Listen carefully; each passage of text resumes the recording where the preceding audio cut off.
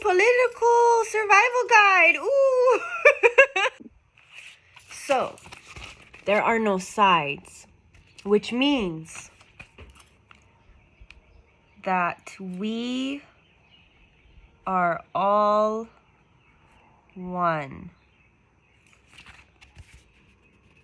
But if there's so many people fucking arguing and shit, how could that be? Well, so if we can never eradicate evil due to the balance of yin and yang, then we are both sides. So where is the bridge? Where is the commonality there? So if we can never fully eradicate evil due to the balance of the yin and yang, but there is no such thing as evil, then we are both sides. Good and evil into its own category, and that there is no evil in another category. What do those two things have in common? Well, I drew a Venn diagram. And the thing that they have in common is neutrality and balance. That is the only thing I could think of. Just because we hurt someone else unintentionally with good intentions, that doesn't make us evil. The pain that we feel isn't always evil. So how do we become a leader of balance and neutrality in a world of good and evil, but we are all one?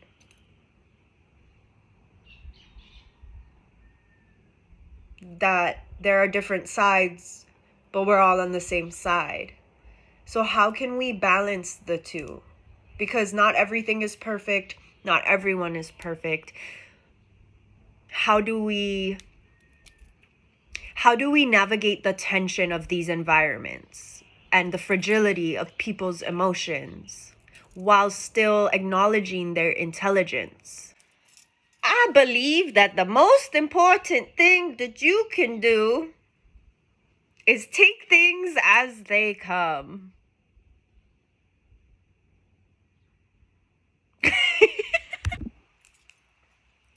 So it's super important to just take things as they come, because I gotta put the book up here.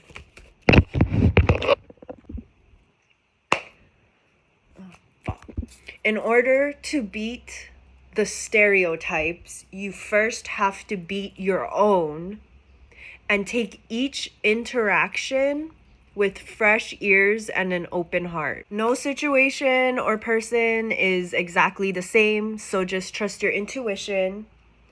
How can you react differently this time? How can you be confident in your higher self through action and commitment? And non-action is an action. Because not every moment or time or argument or whatever is the right. Well, sometimes it's better to just keep your energy for yourself. Not every battle is worth killing yourself over. Remember that it's the big picture.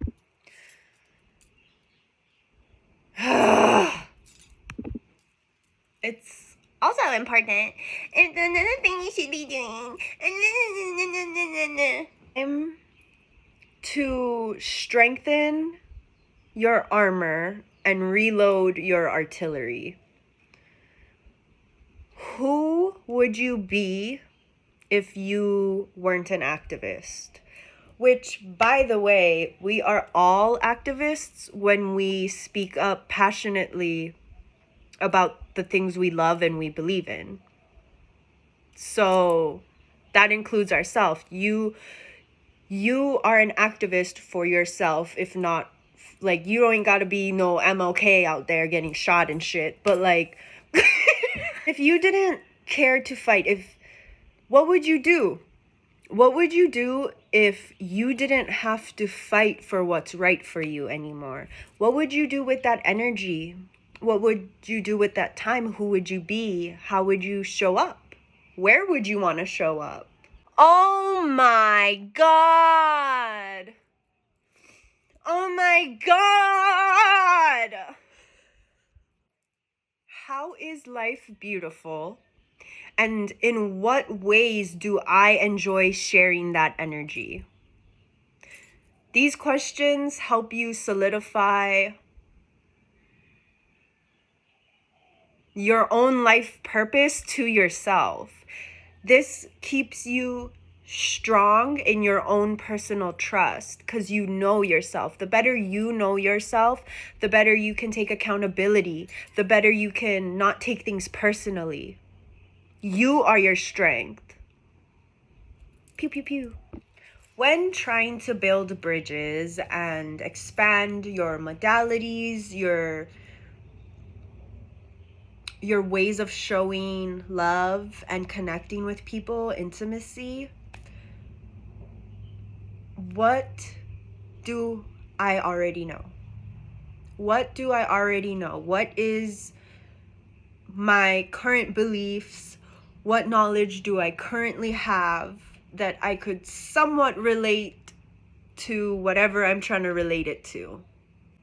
And within that knowledge, within the resources available around me, what can't I seem to find? What belief or thought do I have that doesn't seem to appear anywhere else currently, that I can't seem to find a similar thought process or the specific details of the idea that I'm putting together like a puzzle? And once you kind of figure that out, how can I create it? How can I create the thing that I can't find with the resources I currently have? So I have my knowledge, I have these resources. How do I find my answer? It's kind of like a scientific experiment, but just like life. What isn't everyone else doing or thinking that I am? Is there anything about this thought or idea that I feel embarrassed about, that I feel isn't good enough? And why? Is it the people that I'm presenting it to? Is it that I'm presenting it to myself and then judging it? Is it just that I haven't found the community that supports the idea quite yet? And when you find the thing that is unique to you, how can you so when you identify your unique little gift, how can I be confident on my own? How can I be confident on my own is a really important question, and a really key factor into broadening your horizons with the different forms of intimacy and connecting with different people. Because sometimes you will be the only one that understands you. And it's not that you're right or wrong, it's just that you come from someplace different. We all come from someplace different. We're all made up of different stuffies, DNA, cells, whatever, like different locations. And it's not even just that. If you look at your ancestry, you come from way more, plenty different places than you even think. Like, what would be the point of everyone advocating from where they are from the land, for the land? What would be the point of advocating shit?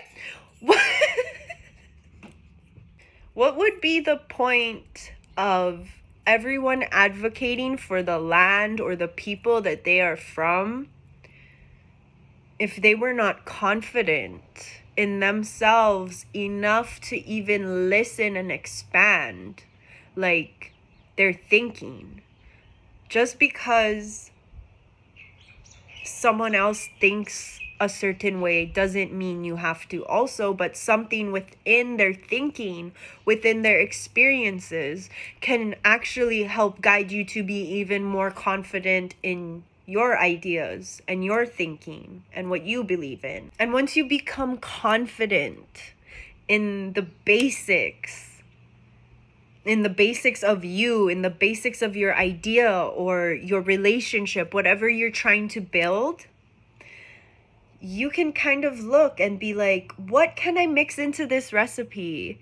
What could I substitute? What could I add in? What flavors could I mix together to really add that extra pizzazz?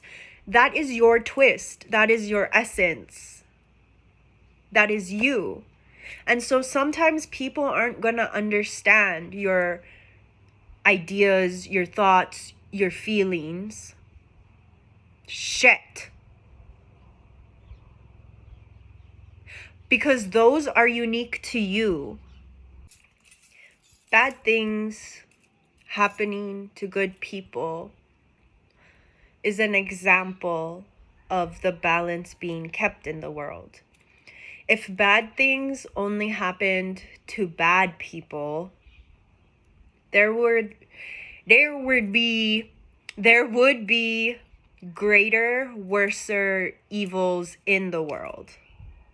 So instead of everyone being good and bad, there would just be the good and the bad. You don't think that if we separated them like that, the bad couldn't get out of control? If good things were to only happen to good people and bad things were to only happen to bad people, you would destroy the bridge connecting the two. Bad things not happening to good people would result in a disconnect from the full range of emotions, causing empathy and compassion to drizzle. Not rain, not pour, not flood. It would drizzle. But it wouldn't completely disappear. It would just be way less. There would be a drought of love and compassion and sympathy and empathy and caring for one another, being able to connect with one another. That shit would be dry. You would have a bridge all rinky-dinky built over like one dry gulch. And what good is that? Bad things happening to good people remind us of our purpose, that we are not all so different. We are all one, and that is why you can survive anything that's thrown at you. Because at the end of the day, no matter who or what you are up against, nothing is completely evil. Nothing is completely good. A good leader, they know that they have to evoke the right word. A good leader knows that they need to stir up people's emotions to encourage change. A great leader knows how to guide them through those emotions to make sure they reach the surface of their deep dive sane and okay and feeling loved. You don't necessarily have to go pissing people off to create the motivation for healing. Guilt and embarrassment are only a portion. Guilt and embarrassment are only a portion of the unlimited options of catalysts for change. Ultimately, in my experience, the most potent catalyst is love.